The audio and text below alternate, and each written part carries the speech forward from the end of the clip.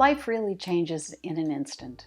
I was a professional working in communications for United Way. I had a very busy career, and I was diagnosed incidentally with a pituitary tumor. That was about 16 years ago. And along the way, I found I could make sense of it by taking my communication skills and looking at the patient experience, because there's lots to celebrate, there's lots to improve, and I was able to articulate it.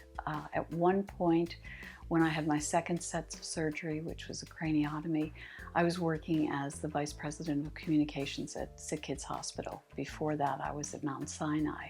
And I found the transition between being at an executive table, making decisions and looking at success metrics, quite different from being a patient in a blue hospital gown, where the metric, the only metric that matters, is treat me like a person, not a procedure, not a number, but an individual.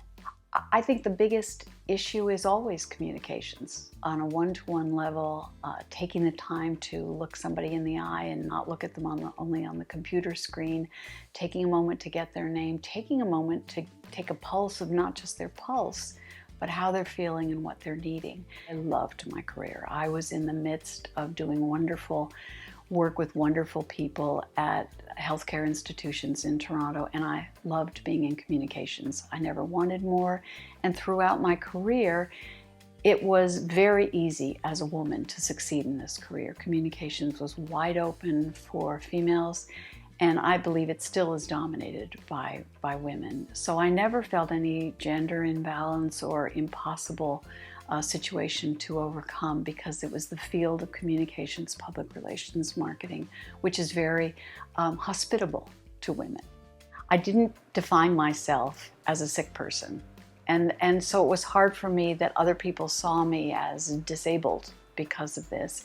I think part of the reason I got involved in the patient education field and advocacy is that I wanted to define myself differently. I saw myself differently.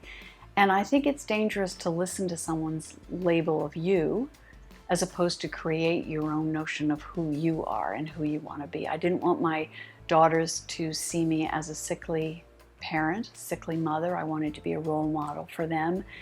And it takes a lot of energy to do that. It takes a lot of persistence to do that.